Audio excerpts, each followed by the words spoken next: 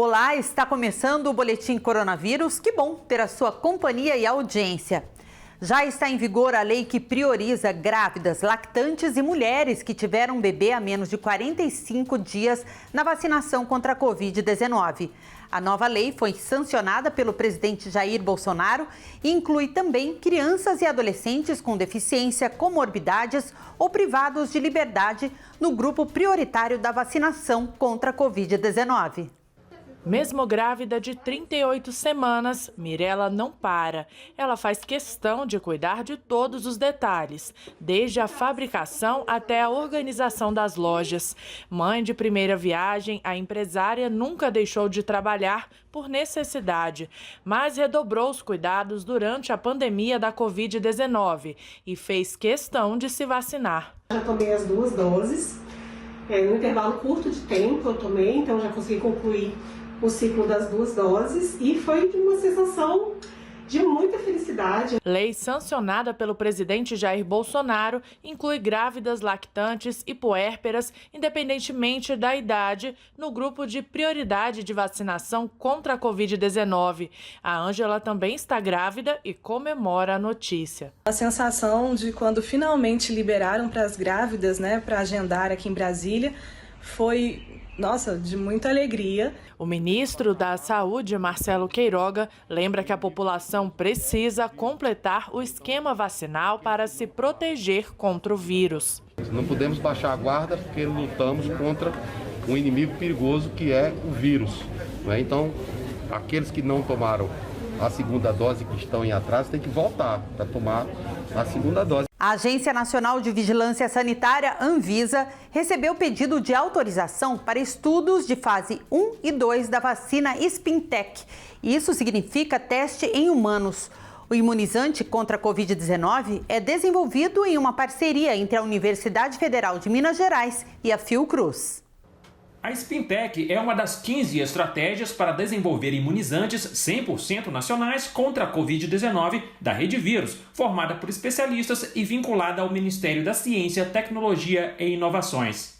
O estudo Spintec foi protocolado na Anvisa na última sexta-feira para estudos clínicos fase 1 e 2. A análise vai considerar a proposta, o número de participantes e os dados de segurança obtidos até o momento nos estudos pré-clínicos feitos em laboratório e animais. A Spintec utiliza a tecnologia de combinação de proteínas para formar uma única, chamada quimera. Esse composto induz a resposta imune no organismo.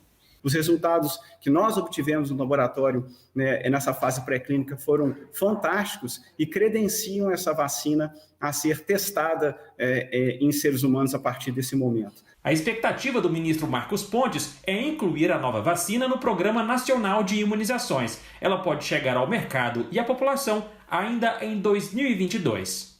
E o fato de nós termos vacinas nacionais, elas vão poder ser utilizadas nessas vacinações com o controle completo da tecnologia para se atender qualquer tipo de mutação que ocorra no vírus, com a capacidade de produção de insumo farmacêutico em empresas locais, produzindo nota fiscal e empregos no país, e podendo atender rapidamente a logística necessária para o Ministério da Saúde. Para quem já completou a vacinação contra a Covid-19, seja com imunizante de 1 ou de 2 doses, é possível obter um certificado nacional de vacinação específico para a doença, emitido pelo Ministério da Saúde de forma eletrônica por meio do site e do aplicativo do sistema Conect SUS. O documento serve como comprovação legal de conclusão do esquema vacinal e pode ser útil, por exemplo, para viajantes que planejam ir a países que permitem a entrada de brasileiros mediante a apresentação de comprovante de vacinação. Para ter acesso ao Conect SUS, é necessário ter um login na plataforma gov.br, portal de serviços digitais do governo federal. Quem ainda não se cadastrou pode fazer na hora acessando o site conectsus.saude.gov.br. A Secretaria Municipal da Saúde de Curitiba imunizou até 31 de julho 1.029.191 pessoas com a primeira dose da vacina anti-Covid ou com o imunizante de dose única da Janssen. Até o momento, 992.328 curitibanos receberam a primeira dose da vacina contra o novo coronavírus. e 388.488 pessoas receberam a segunda dose da vacina até 31 de julho. Outras 36.863 pessoas receberam a vacina em dose única, completando o esquema vacinal anti-Covid. A capital do Paraná tem capacidade para vacinar até 30 mil pessoas por dia. E o avanço do cronograma de vacinação ocorre à medida que as doses são enviadas pelo Ministério da Saúde ao governo estadual, responsável por distribuir os lotes do imunizante aos municípios. Relatório de acompanhamento fiscal de julho de 2021 da Instituição Fiscal Independente confirma crescimento do Produto Interno Bruto do Brasil, mas aponta desafios para a economia no segundo semestre de 2021. Veja na reportagem. A atividade econômica vem se recuperando no país. A produção industrial subiu 1,4% em maio. No mesmo mês, as vendas no varejo tiveram um aumento de 3,8%. As projeções do mercado para o PIB deste ano continuam sendo revisadas para cima. Esse crescimento tem impulsionado a arrecadação federal. Mesmo com a pandemia, a receita primária cresceu 15,9% até maio deste ano, em comparação com o mesmo período do ano passado.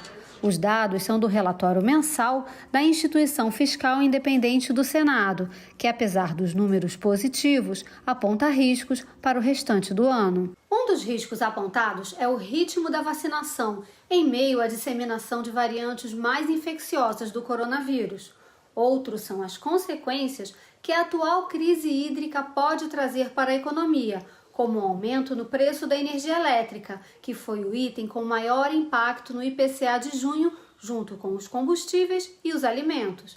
A inflação alta continua sendo um desafio, mas se por um lado prejudica a economia, por outro corrige o limite do teto de gastos e possibilita a criação de novas despesas. Se isso se confirmar, a gente teria uma folga de cerca de 47 bilhões no teto de gastos do ano que vem, que poderia ser utilizado para novas despesas.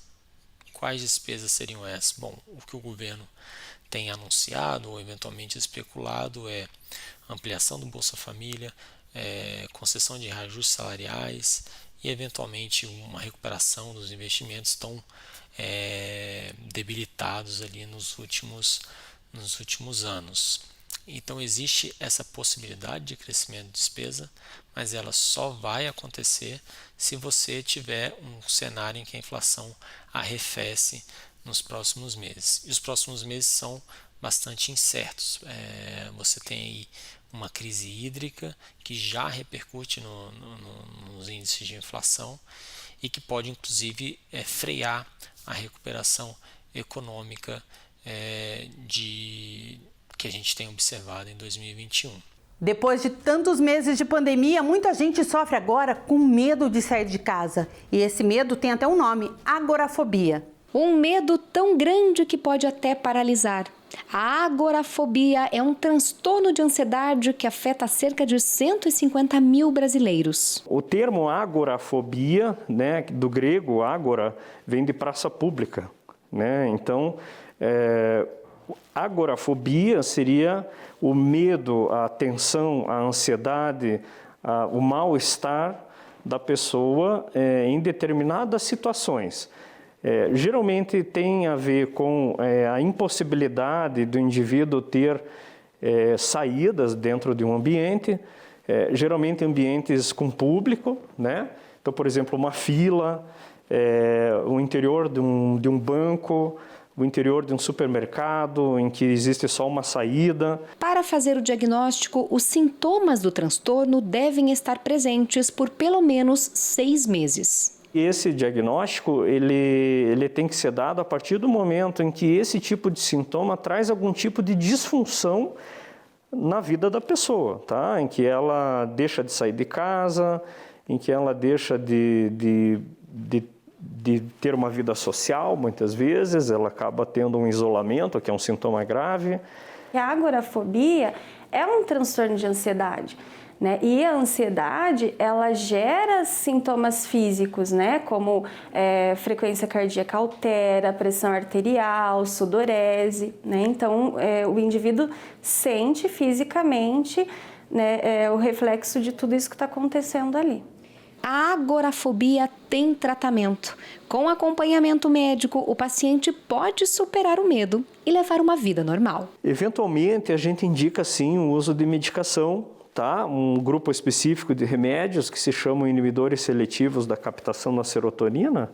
Mas em termos de evidência científica, o melhor é a combinação do tratamento medicamentoso com a psicoterapia TCC, terapia cognitivo-comportamental. Na psicoterapia, vai possibilitar com que o paciente ele entenda as causas, né, entenda o que está acontecendo, como também desenvolver um repertório comportamental para estar lidando, né, estar manejando a ansiedade e essas situações ansiogênicas. O Boletim Coronavírus está terminando. Você continua com a nossa programação. Até a próxima!